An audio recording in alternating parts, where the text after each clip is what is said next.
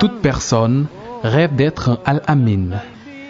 Autrement dit, être quelqu'un à qui une entière confiance est vouée. Al-Amin, Serigne Abdoul Aziz Sy, l'était par conviction et engagement.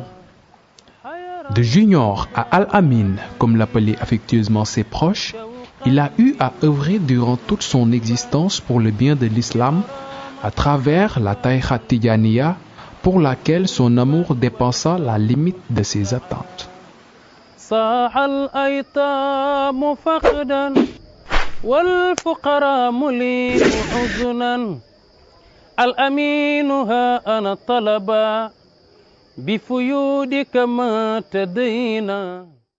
La mission commença à Tivaouane, une ville de Tchédo en son temps, par la suite devenue une ville sainte après le passage du maître coranique Serigne Maodo Malick Sy, et qui aujourd'hui accueille des milliers de fidèles venant de tous les horizons pour y commémorer la naissance du prophète.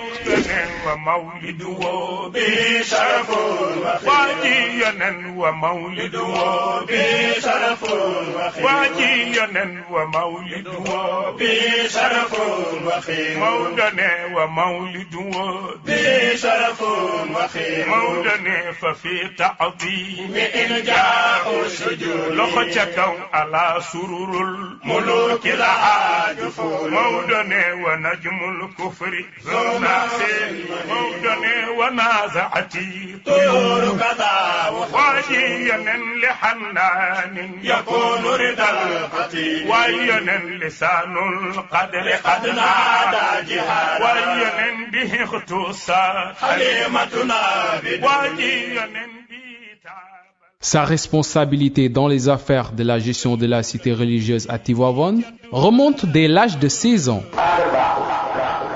époque où le pays vivait les rudes moments de la Deuxième Guerre mondiale. Période cruciale que choisit Serigne Babacar Sy, son père, pour faire de lui son bras droit chargé de l'intendant de Tivaouane. Al-Amin savait déjà la lourde responsabilité qui pesait sur ses épaules. Soumis et fidèle à ses convictions, Serigne Abdoul Aziz Sy Al-Amin est resté confiné à ce poste durant le règne de tout successeur au khalifa, après le rappel à Dieu de Serigne Babacar Sy. Ayant consacré 60 ans de bons et loyaux services auprès de ses devanciers, 40 ans avec Dabar, 15 ans avec Borom Daraji, 5 ans avec Al Maktoum, sans oublier les années passées près de son père, il accéda au trône pour une courte durée suite au rappel à Dieu de Serigne Cheikh Ahmed Tidiane Sy Al Maktoum, de mars à septembre 2017. li ñu ko mën a wax rek mooy njabootu Seydil Hadji Malick yépp dajale bokk d'accord ci naa leen ommat mais bokk d'accord ci ni naa leen wommat waaye li sëñ Abdou Lahad waxoon rek waaye nag li sëñ Abdou Lahad waxoon rek mu ñu ommat boo xam ne léegi nga dem alaxira mu ñu ommat boo xam ne léegi nga dem alaxira matu la yàkkanti matu la yàkkanti te ku dem ba ñu ne yaay wuuti ki fi nekkoon mais ku dem ba ñu ne la yaa wuuti ku fi nekkoon nee nañ la jege nga buntu alaxira nee nañ la jege nga buntu alaxira waaye dundal lu bari si Malick asbaxtu asamaan setugul téléphone sonné ñu ma fajan uxbirtu ni Abdou dem na sëñ Abdou dem na déedéet kay addinu raxala. Le cadre du travail est un champ de bataille qui ne doit être négligé sous aucun prétexte. Comme le citait souvent Serigne Cheikh Ahmed Tidiane Sy Al Maktoum. mu mel na kon nag Serigne Abdoul Aziz wax na leen li mu leen wax ndax itam Serigne Babacar Sy moo ko ni woon demal ca Cheikh nga laaj ko xeeti ijaazaat yi ci tariqa turandoom mu tànn ci bi ko gënal nga bind ko indi ma signé ko nga jox ko ko waaw. Homme de Dieu multidimensionnel et exceptionnel, Serigne Abdul Aziz Sy Al Amin alliait le spirituel et le temporel. La confiance dont il jouissait de ses aînés dans sa fonction d'intendant l'a conduit à s'investir dans le commerce pour ne point être dépendant d'un tiers comme le stipulent les préceptes de l'islam. Vivre à la sueur de son front. C'est après qu'Al Maktoum lui confia la gestion et l'exploitation des champs de Boulel.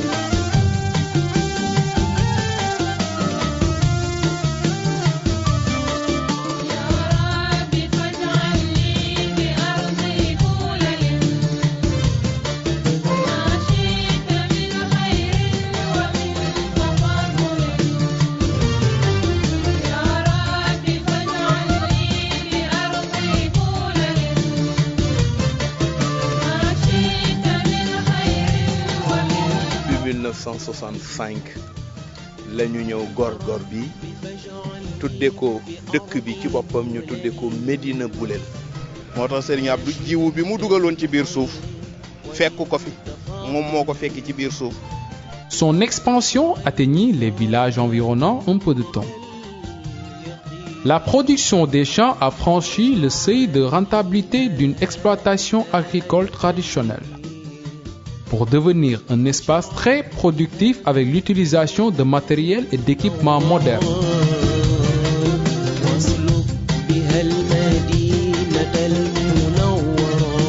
yi nga xam ni moom la ñu fiy def ba tax na dinañu fi def gerte dinañu fi def mboq dinañu fi def dugub tabarakallahu ak ñebbe sëriñ bi moo koy saytul boppam. Sur le plan économique, la récolte de Boulel, événement marquant la rencontre annuelle dans les champs, contribue aujourd'hui au développement d'un carrefour commercial où se rencontrent des marchands d'horizons divers. Pour asseoir un équilibre dans la production générée par les champs et en même temps respecter les règles de bienséance, une partie est commercialisée, une autre destinée aux habitants de Boulel, et la dernière partie est consommée dans les daras à Tivaouane ou distribuée en guise de zakat. Serigne Abdul Aziz Al Amin Al Khalifa bu mbay mi sottee daf ñuy woo ñu ñëw damay toog ak ñaar ñi ñu boole muy alaaji mu ndaw ak mbay paan ñu seet temps moom lañ jaayee ngooñ mi temps leen jaayee gerte gi ñu xayma asaka ji génn ko mu ni lii nañ ko jox waa dëkk bi maanaam waa Boulel na leen ko yóbbul lii jël leen ko yéen ndax kenn ku nekk am nga àq ci la muy liggéey moom ni yàlla wax ci alxuraan moom la jëfandikoo. Dans ses orientations à la jeunesse, Serigne Abdul Aziz Sy Al Amin tenait toujours à rappeler à la nouvelle génération, dans ses discours pendant les événements saillants, les principes que prônait Serigne Babacar Sy pour asseoir une pratique constante des recommandations de la tariqa Tidjaniya. booy ànd ba nekk ci aw nit di ànd na nga ànd ak ci gën waaye boo àndee ku gënul it da ngay mujj yées na moom rek boo àndee ku gën daf lay gën moo tax ñu gis koo xam ni daf daan jëfe sàngal di def lu ko neex di bëri mbëru làmb ñu ànd ak alxaaji Malik ñu soppi ko ba mu nekk aarif billahi te dóoru ko xasu ko. L'objectif de ce rappel vise à préparer les jeunes à la relève, afin qu'ils s'adaptent aux nouvelles responsabilités dont ils auront à leur charge.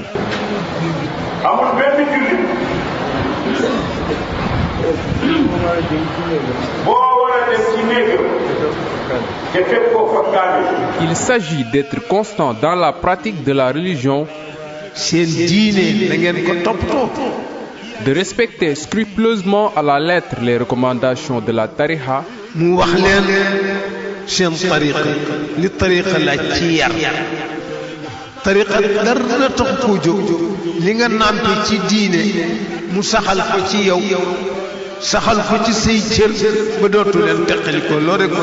de vivre de la sueur de son front pour ne pas être dépendant.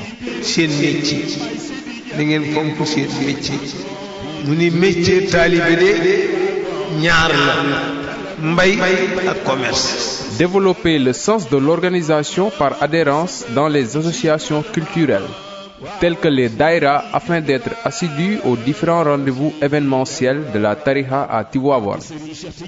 góor du tiit ba fen góor du ñàkk ba sàcc góor du soppiku góor du xam fa góor du jàpp di bay.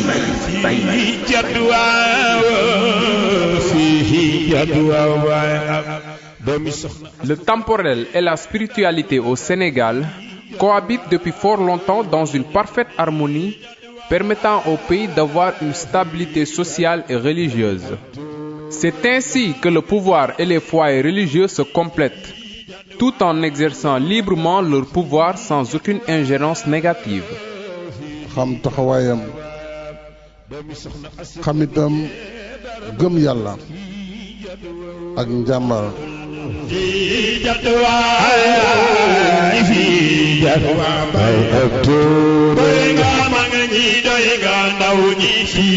waaw bismillah may jàng way di ci bégal ku sopp mbay jëmale ko ci doomi mbay bayab tumi jëfal maga Seydi Mbay gërëm na la Mame Dabba. Al Amin était en bonne relation avec les hommes politiques, d'autant plus qu'il était ouvert à tout dialogue et disponible à toute attente de la population et du gouvernement, quelle que soit la situation qui prévalait.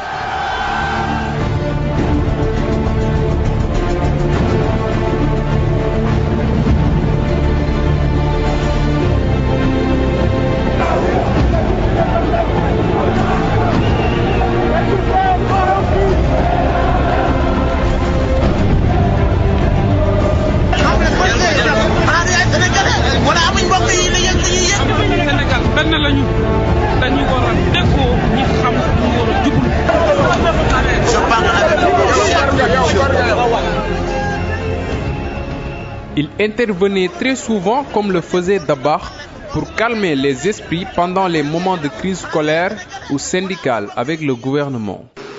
kon ngeen góorgóorlu ngeen jàppante na ngeen nekk benn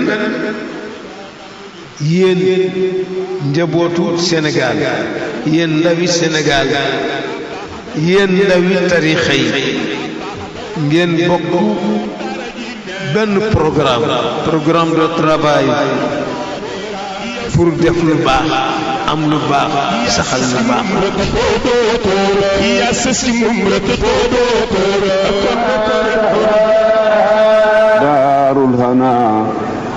daarul hana wa kadal ghina wa kadal muna. ñëpp àndandoo gëlëm. réew su ñëpp silmaxa kuy omat. moom réew bu ñëpp dee silmaxa ku leen di womat. De ses 40 ans de présence auprès de son homonyme Serigne Abdoul Aziz Sy Dabakh, il était bien inspiré et imprégné de la notion d'unificateur et de régulateur social. yal na yàlla wàcce jàmm yal na yàlla wàcce yërmande yal na yàlla wàcce barke yal na yàlla wàcce njëggal yal na yàlla wàcce mba boo xam ne fii day dale ci dundu adduna gi jaar barzax ba jeexal ko dem ca taxawaayu bés penc ba jaar ak ñun ci wow melo jéggi siraat toog kawsara ba yàlla ne hadihi daaruka rahmati karamati wa rahmati ya ibadi udxuluha bi salaamin aminin yal na ko yàlla defe noonu. Fort de cette somme d'expérience, Abdoul Aziz Sy Al Amin, sans risque de se tromper, était l'un des principaux facteurs d'unification de la famille de El Hadj Malick Sy et de l'islam en général. Il a hérité non seulement de son homonyme cette qualité de rassembleur, mais également de médiateur social. Bum ci mën a doon moo gën medd mi. waaw man Abdoul Aziz Sy fii ci Tivaouane d'accord nañ ci xale mbeddu du këram. ni nuuruka jahra Abdal Aziz munixta izan bin nuuri muzijja bihidayati wa samaha رشدا علما وهبتا. Plus de 60 ans d'approche et de porte-parole auprès de ses pairs, Serigne Abdoul Aziz Sy Al Amine était un homme religieux hors pair, plein de sagesse et d'expérience dans l'exercice de sa fonction. ديديت كي الدين رحلا أصبحت أسمان ستقول تليفون. Il était un terrain connu au moment où il devint le khalife général des Tidjanes. Son khilafa a été de courte durée, mais il a pu illuminer davantage le chemin de toute la communauté tidjane et raffermir son unité. On a perdu quelqu'un qui nous était très cher. Pour nous, surtout en tant que jeunes, on l'a connu depuis qu'on est jeune, donc c'est lui qu'on a toujours vu avec nous. La jeunesse, c'est lui qui nous a appris l'amour de la tariqa Tidjaniya. C'était un homme de rassemblement. xeebaloo kenn soxlaam xeebaloo kenn bésam xeebaloo kenn sëriñam. bëggul sax ñu wax taxawaayam. jom mi jaaxle ngëlëm shadida buur bi yàlla sàmmal Mustafa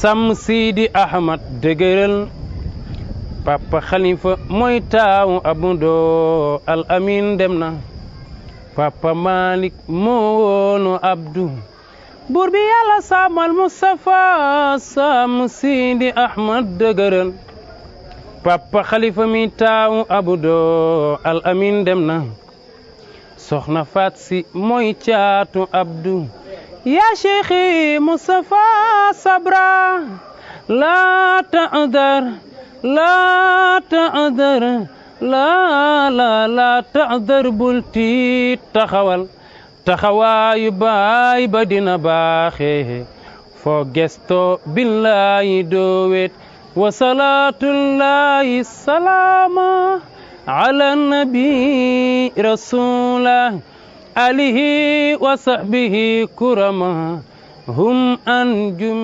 ديني